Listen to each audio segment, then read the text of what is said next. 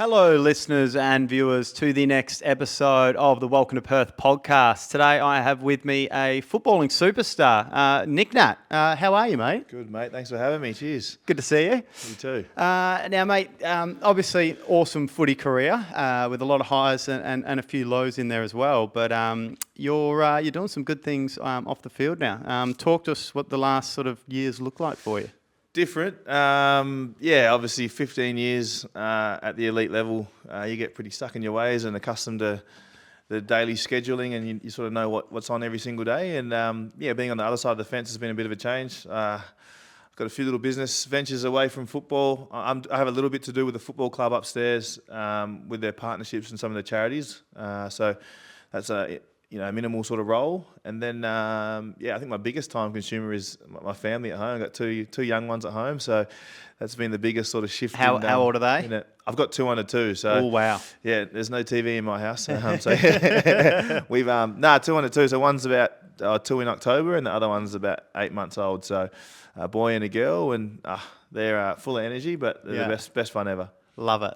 Yeah. So, at what age do they start watching TV and different shows like Peppa the Pig? Yeah, and those my sort of oldest. things? Well, they both are at the moment in spurts. My oldest one, he's a Peppa fan. Peppa. Bluey's number one in our household. I refuse to play too much else of the Wiggles and that because he's just dancing and destroying the house every time that comes on. But he loves it. So I'm waiting for him to be old enough to watch some Disney movies and things where he can just sit still. But at the moment, it's all entertainment and fun sing along. So love it. Okay, so not a bad time to actually retire, is it? You've timed that pretty well. Yeah, I have. I came out at a good time. Obviously, having Luke Shuey and Shannon Hearn and a CEO of 30 plus years in Trevor Nisbet all go at the same time. It's lucky to be able to go out with a few greats of our footy club and all sort of reflect on it at the same time. Well, and now the coach as well. So there'll be a new coach next season. I guess like everything, all good things come to an end, and new people come along. Yeah, they got rid of all the old junk at the football club, and they're going to get all new people in there. So it's probably not the worst thing. Fresh ideas, fresh faces, and everyone's tenure comes to an end at some point. And this past 12 months has been about over 1,000 games and hundreds of years of experience all combined together. So it'll be a change, but hopefully a change for the better. And a bit of a strange question, but now that you've had kids, do you go, wow, like other teammates of mine that had kids when they were playing and, dealing with having to wake up in the middle of the night and help with the kids and, help with all that noise, like it takes away from your preparation a bit. Are you like more impressed with ex-teammates that like had to have 2, 3, 4 kids while they were actually playing? Yeah, big time. I used to think why are they so grumpy or why they're so late or why they're slumbering into the club. But no, I totally get it now. The lack of sleep and just the disruption of it. As much as I enjoy retiring last year, I think I also regret doing it at times because that away trip every second week, just in the hotel room, is a night away from, or a night away with a good night's sleep. So players, who have kids already, they look forward to those away trips because they can just sleep in a hotel and not have to get up. But now I understand why you've started a national business and not just a state business. Yeah, you got to go over a few business trips. You got to go do a bit of networking over east. 100%. Yeah, get overseas and get a sleep away from the kids and come back and give them all your energy when you're home. I love it. So at the moment, you're working 1 day-ish a week with West Coast in the commercial team, and then you've also got you're working towards a foundation.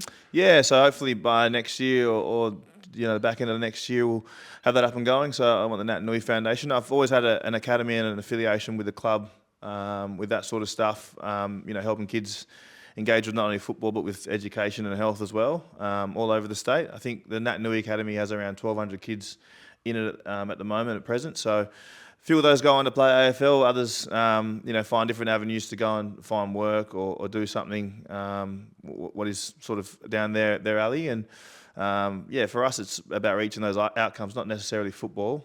So I sort of want to build that a bit bigger, potentially make it national, and then run a few more programs, away from the sporting side to help facilitate families, but children and youth in particular. And so metro and country WA, is that Yeah, I think the rural parts, you know, I don't want to sort of disregard them. I think those guys out there play a massive role because, you know, I've just been up in the Pilbara last week and just seeing how much influence you can have on some of those families and the lifestyle changes that they can make is very important. And, you know, a lot of those guys migrate to the bigger towns and to the cities anyway. So if you can sort of give them that little head start and teach them some of the right things or the proper practices while they're up there, and when they come to Perth or the bigger city that they're aligned to, then it just makes it for an easier transition. Yeah, that's awesome, mate. So so end of next year is the goal. Fingers crossed. Yeah. If I start putting it all in place, it'll be up and going by then. Yeah. Okay. And so working on that, and then also talk to us about a little bit of product placement here. I don't mind that. Organised for you. What do you reckon? I don't mind that. Yeah. So this is our drink ALTR. So myself,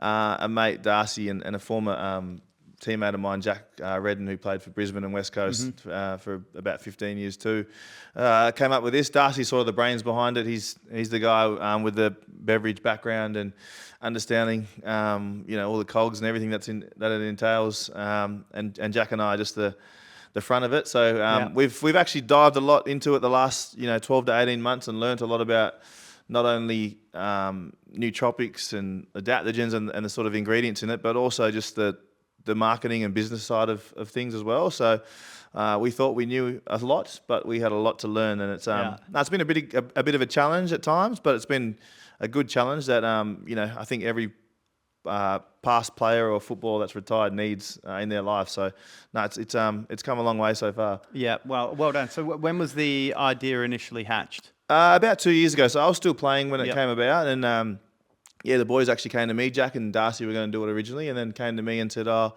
what are your thoughts? What do you reckon we can do?" And we actually built it from the ground up. So it was figuring out what flavors, how do we make it zero sugar and low calories, and everyone's doing non-alcoholic beers and stuff like that. So how can we do a seltzer as such, or a sparkling soda, and where does it fit? For me, it was a lot of learning. I didn't know the word nootropics or adaptogens and things like that before, and it's been around forever, for centuries. The Chinese have been doing it with all their herbal medicines, with the turmerics and ginseng, and caffeine's one of those things as well, which we have everyday life. But finding natural ones, and the hardest part has been, once you take sugar out of anything, it tastes like crap. Yep. And that's just the reality. As much as it could be bad for you, sugar's not the worst thing, but if you can remove it and find different alternatives, it only makes for a healthier drink when you're drinking large quantities of things. So, tinkering with the formulas was very frustrating, because we went back and forth with our dry goods and wet goods sort of people, and I think they were getting a bit annoyed with us at times because we'd ask for different things. But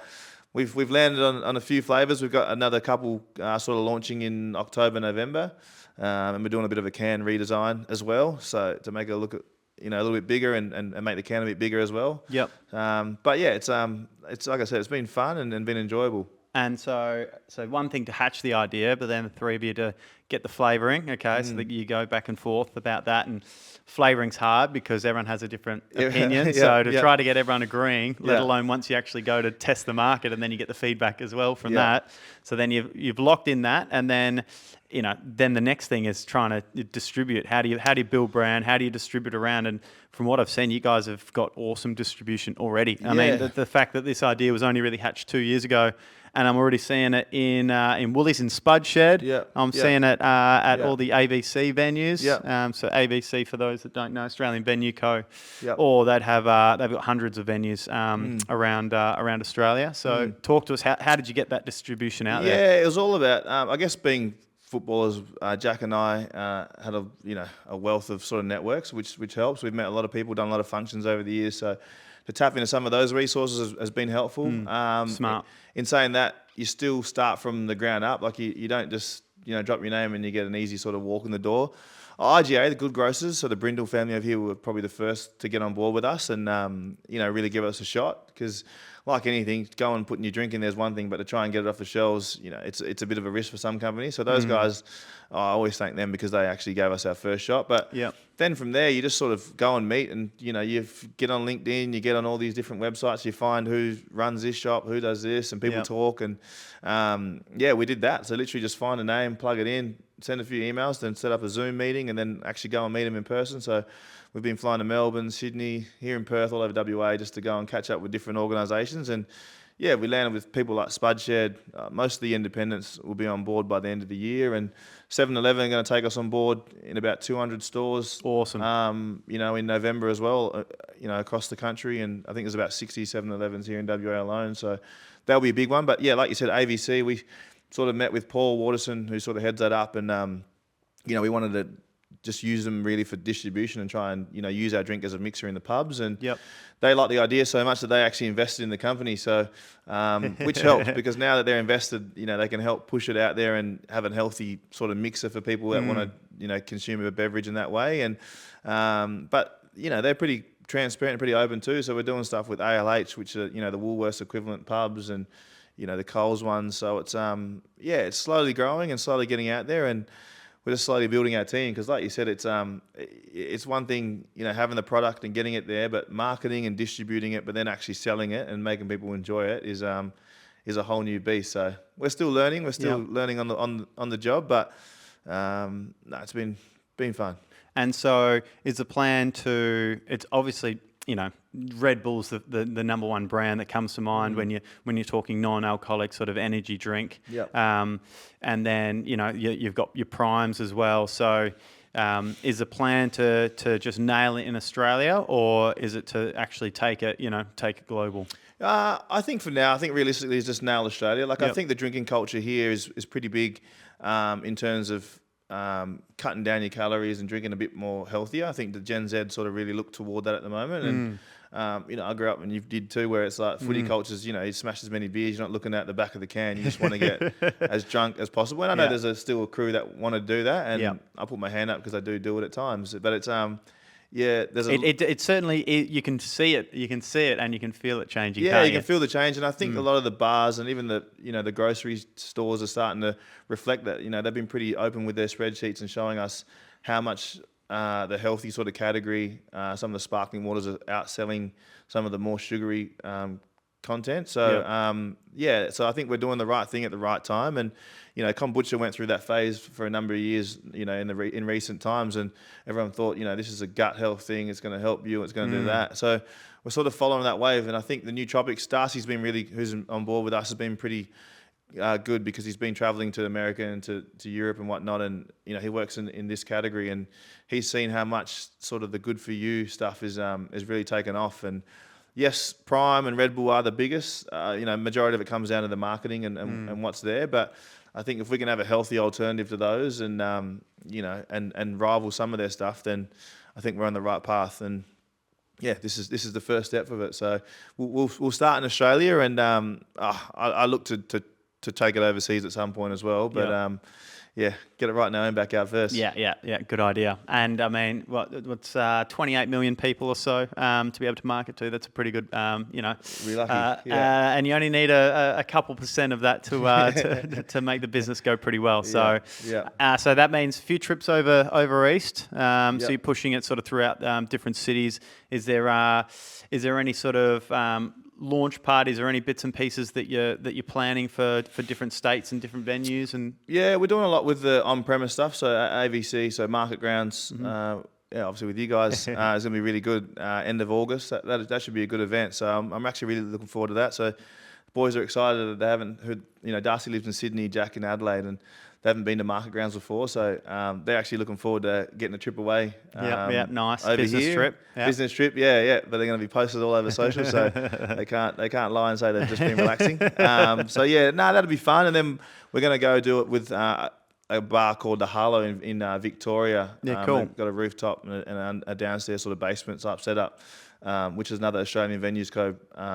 bar. We're going to do that grand final week before the AFL grand final on the Thursday. So that'll be good. And we've got a few others planned throughout the rest of the year. And I'm looking forward just to see what space it fits in. Like I've spoken to you a bit about the run club stuff and, people wanting to have a sparkling, refreshing drink that's not, a Coke or a lemonade or something. And, there's the fit for that, but there's also the clubs and people wanting to drink it in there. And there's just your everyday sort of person that wants a drink at the end of the day from after work. So there's a bit going on. There's a few things in the works, in the pipeline, just waiting to happen. But I'm excited to see what works well and also what doesn't work, because it's like I said, it's still a learning experience, and we're gonna try everything. We're not gonna die wondering. So it's a bit of trial and error at the moment, but we've got some good understanding around what other brands have done and what's worked. So I think we'll be in the right spot. That's the way to do it. Just try, taste, and then some things will stick and others won't. Yeah. So, and then just,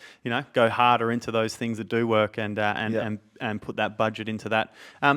Just going back on the sort of the shift away from, the high percentages and low alcohol, no alcohol.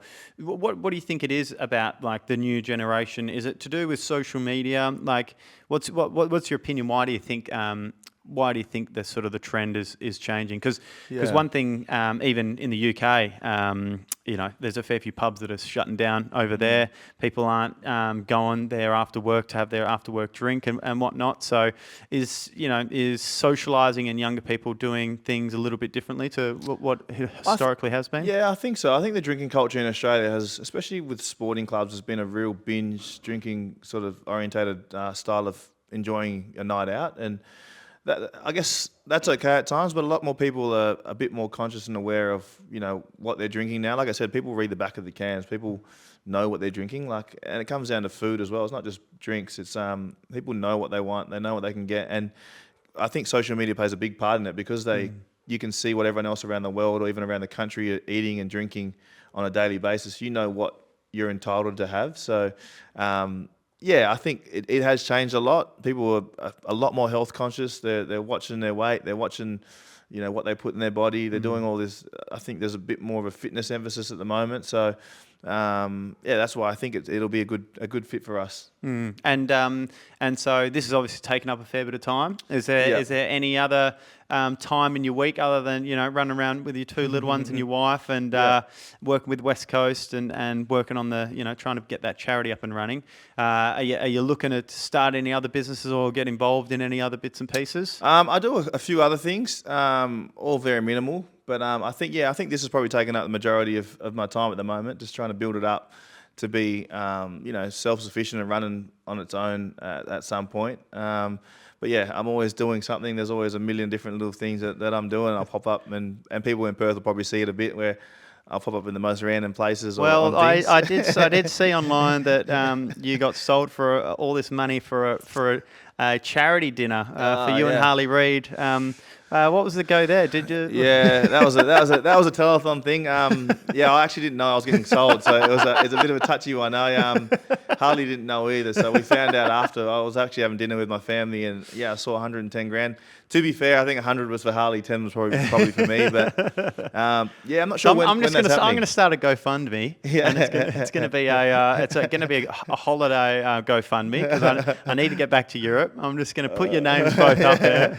Chuck me and Harley in. Just give us $5,000 to go on Europe with you, and we're in for it, because someone's going to pay it. But there's some serious money in Perth, so it all goes to a good cause. I've done a lot of stuff with Telethon for a number of years now, and I'm glad that money's going towards that and not just to someone's back pocket. But still waiting to see who's bought it and where we're going. But for 110 grand, it's fair to say it's going to be a good lunch. I think it will be. Yeah. Might even be a long lunch into a long dinner. Hopefully it's after the season has finished. I love it, mate. So does that mean with two kids running around? Does that mean are you finished? Are you you're trying to make a basketball team? I don't know. I'm not quite ready to drive a Tarago yet, so I'm happy in my Ford Raptor, but I'm running out of space in there at the moment. So maybe more down the track. I think for now, two's sort of given us enough headaches and whatnot, and lack of sleep. So maybe have a break for a little bit and then reassess. But I know it's hard. You have a boy and a girl, and you're almost like, I sort of got what I want. But it's but no, I come from a big family, so it's always good having a heap around you. Makes Christmases and Easters and all those things. Makes it a bigger, little bit more entertaining. Yeah, it's not in conversation at our house at the moment, but I'm sure it'll. I won't push on it. It'll come. And mate, so I guess from looking outside in, it's you're keeping yourself really busy and you're really transitioning well into that sort of next phase of your life? Because I know as athletes, it can be really difficult when you retire and then you're no longer doing that, day to day. And that's what you've sort of known, especially for AFL players, because it's not like NFL or basketball where, you're sort of not getting drafted to say like 21 or 22. Yeah. Like 17, you're getting drafted and then you're straight into a football club. And then, you might be with them for 15 years like you. Yeah. And then all of a sudden, that structure's been taken away. Yeah. And it is really hard for some guys to make that transition and sort of get used to, not being in that sort of ecosystem. Yeah. Yeah, I think it's I think that's the biggest problem with the AFL at the moment is the transition of players into being, retired and past players. The AFL does it well, but I still think there's room for improvement. And the Players Association are the first to put their hands up and say that there has to be sort of a bit of a shift because, I've been pretty fortunate, like you said, to play 15 years, and the other two guys I retired with were in the same boat, 15 years, and Shannon Hearn was 18 years. So, we're pretty lucky because we've got to see sort of the ups and downs and sort of prepare a little bit as well. We're pretty smart and switched on with what we were going to do post-footy. So we put things in place, and that probably came off the back of having John Worsfold as a coach early days. And, he was a pharmacist, so he was big on having a secondary sort of backup plan and having a plan B. So you'd have to go in and show him what you're doing on your day off to help yourself post-football. So whether you play for 2 or 3 years, because I think the average lifespan of a football is 3 or 4 years in the system. So to actually go in there, I used to have my book. I had my ruck coach, Simon Eastor. I had this, it was a pie graph. He used to be at Perth. He used to be my coach. So he's a nice man. Yeah, he's at the Dockers now, so he's gone on the dark side. But I had him, and I used to have to go and do my pie graph, and it literally section up triangles of the circle and say, I'm dedicating this to my football, I'm dedicating this to my media stuff, I'm dedicating this to my family, I'm dedicating this portion to my hobbies, so it might be fishing or whatever it is, or going for a walk through the bush, for a bit of mental stuff. And then and this part is my sort of plan B in my workplace for when I finish football, or even currently now, just to give myself an opportunity not to fail when I finish. So used to have to go and present that to John and to his brother Pete Worsfold, and at the time I used to hate it because I'm like, I'm going to play football forever, and, as a naive 18-year-old. But then you quickly realise that those things actually set good discipline in your life and actually make you think about post-football. And I always thank Woosh, and Woosh had a pharmacy in City Beach and did that, and he worked as he was playing football, and those guys did. So they had to do it. Whereas nowadays guys are walking in earning over 100 to 200 grand, and they can But in saying that, that money doesn't last forever, and if you finish at 25, 30, you've got to go back and go back to uni or go and start your apprenticeship as a mature age and live off those wages. So learning how to invest, learning in how to save your money and budget and use an Excel spreadsheet and punch everything in and save was a big thing for me. But also finding out what I wanted to do post-football and having a plan is massive. So some guys, or I reckon a lot of guys, get that wrong, and they sit at the end of their career, because I think the biggest learning is that I'm one of the fortunate ones who got to go out on my own terms and retire. Yeah. Majority, 95% of guys get a tap on the shoulder and say, "Hey, you're no longer required." And their names that people won't end up remembering either. And so it is tough, because I think a lot of people that aren't in football that like me sit on the couch and watch the games. You sort of, you make the generalisation, everyone just plays 10 or 15 years, and then everyone just goes into media, and then they do this. But that's literally the top point. Yeah, it's not even the 1%. 0.1%. Yeah, it's not even 1%. So I think it's something small, like a couple of percent only played 200 plus games. So there's those that you see on the TV and they become household names. But I think a big part of it comes down to humility and understanding that you don't have to be a star on TV post your career as well.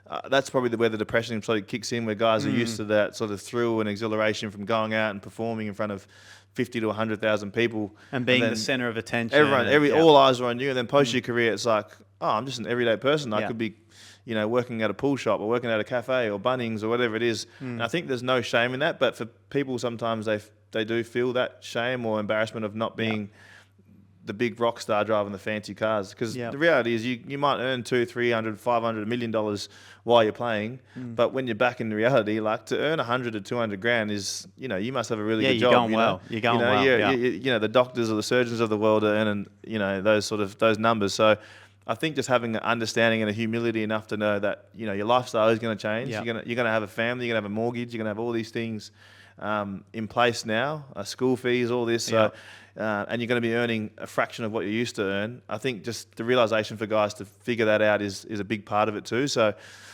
yeah, Don't go out and buy the 150 grand car. I do. And go Yeah. and go I and do do. this. It's hard. It's hard though because I don't know. The temptation, and they don't have to follow it, and they're going, oh, you're in your 30s. But they've, you know, a lot of the time you don't have any money. All of a sudden, you sign this big contract. And it's hard living in WA too, because you might have mates who work FIFO in the mines, and they're earning, you know, good money up there too. So you're almost competing with them and going, oh, if he's earning this, I should be earning this.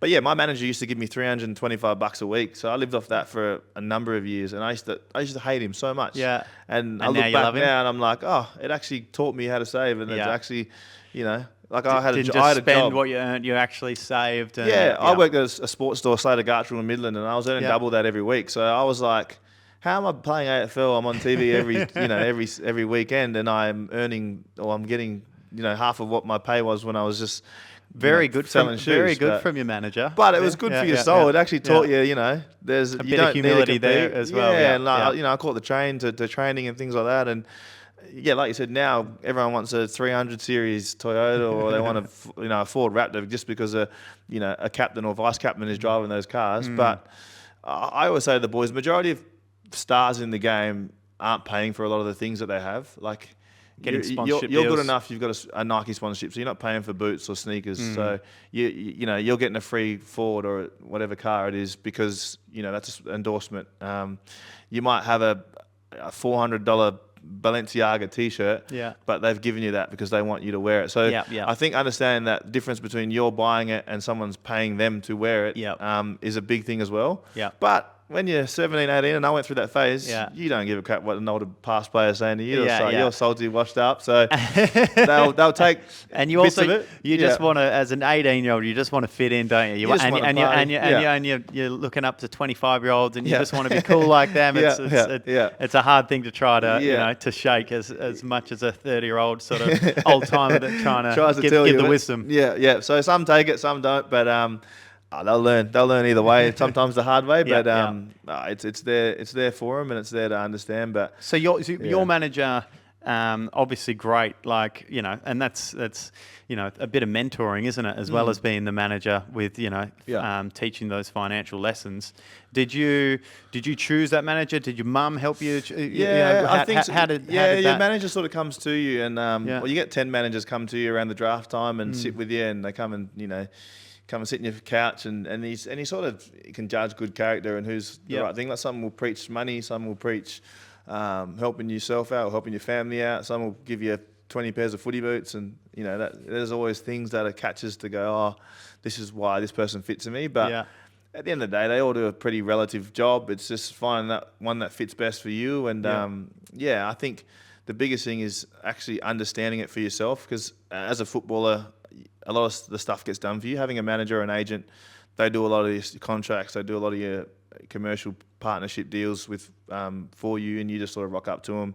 And the football club has a wealth of resources too. Like we've got about 200 staff at West Coast, and whether it's finance or community or marketing, whatever it is. So you can go out and go, I actually need help with my financial You want to buy a house? And, they'll put it all in place for you. They'll have someone that will just run you from A to B. You want to buy a car, you want to do finance, or you want to do a marketing degree at a university, they'll get tutors in to come and tutor you at the footy club. So you've got so much help.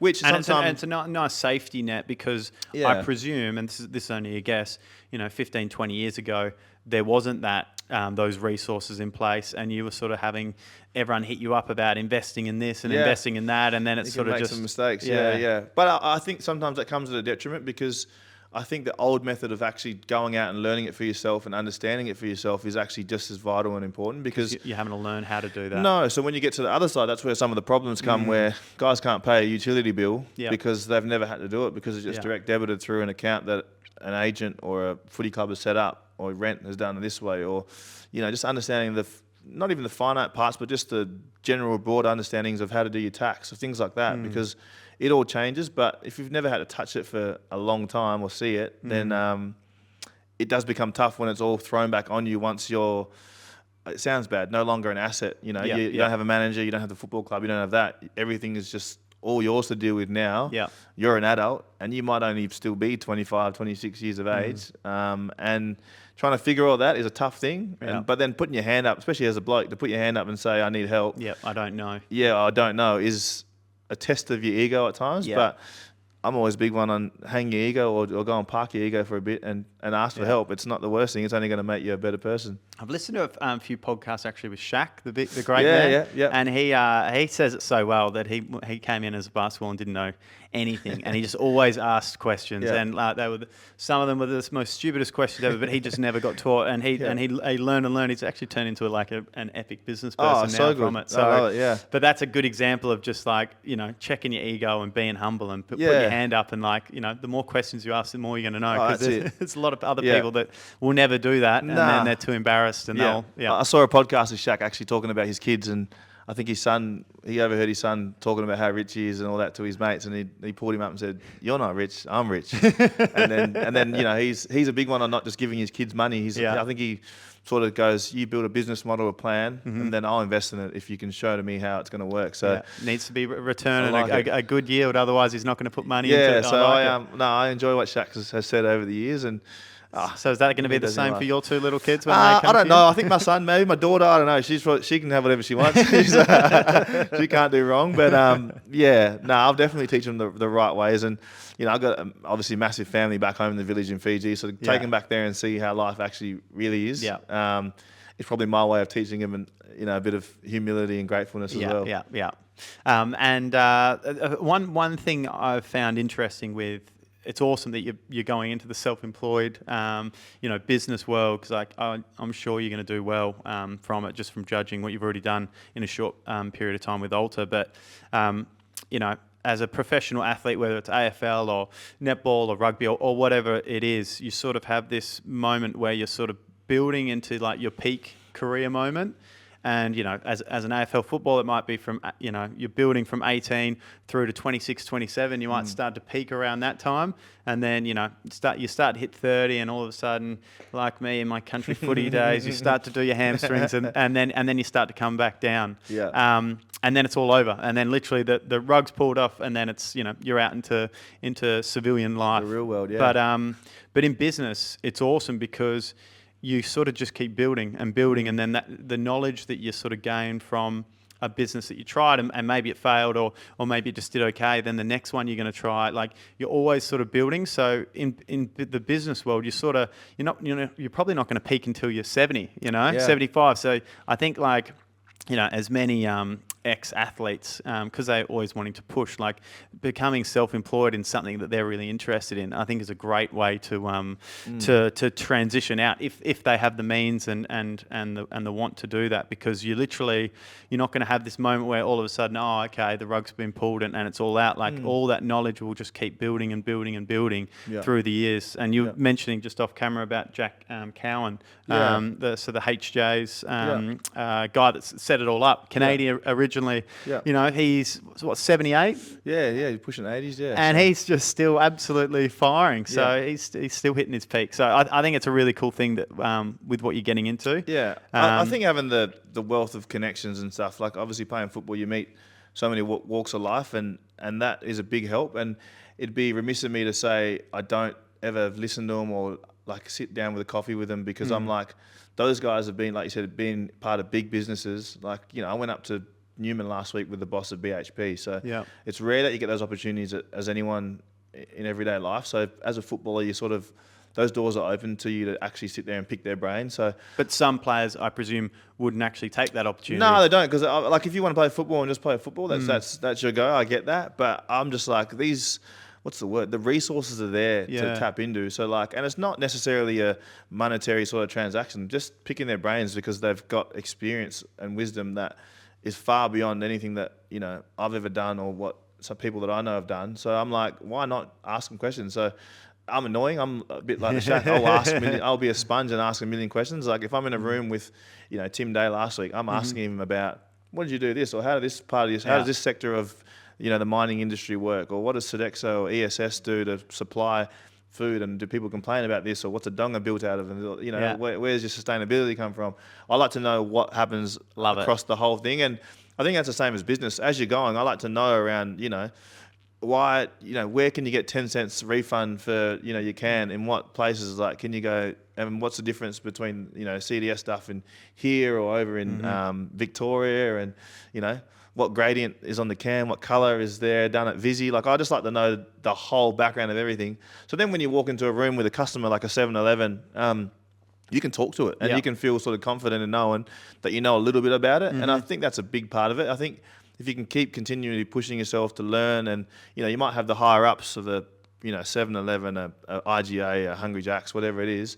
But it's those people that are working below them that if you can connect with them and build a rapport, I think that's where your business starts to flourish a bit more. And I see at the football club, like, yes, you can be the best mates with the CEO or the coach, but until you're mates with the assistant coach, your teammates, people that in the back, Teddy Roberts, who's washing your jumper every week, that's when you really feel a part of something, and everyone also buys into wanting to make you a better person and make you succeed. So, yeah, I know business world is different to the sporting world, but I think they have a lot of similarities. Yeah, 100%. The same. And, you learn a lot about resilience. You learn a lot about going through hard stuff, and, people shutting the door and saying, nah, not for us. Like we've, been at Adelaide and had a few companies go, nah, I can't see it working. And, now to have, points of distribution in similar spots over here, it's like, we're in Optus Stadium, so stuff you. It's like we'll make it work. So, but I actually enjoy that too. You actually need those people to say no to you if you actually to work harder. Otherwise, you get complacent, you think you're killing it. And then you get to prove them wrong. Yeah. That's a good feeling. But yeah, there's a lot of similarities, a lot of differences, but a lot of things that really are relevant. And yeah, like I said, if you can pick the brains of those who are most knowledgeable as you go, then take advantage of it. Yeah, love it. Nic, it's been great to chat, mate. Bit of a different style interview, I reckon, to what you're used to. Asking about your stats and your highlights in your footballing career. Anyway, mate, don't worry. But looking forward to seeing what you do, in this self-employed post-football career of yours, mate. Awesome, mate. We've seen a lot of you as well, mate. Thank you very much. Good man, Nic. Cheers.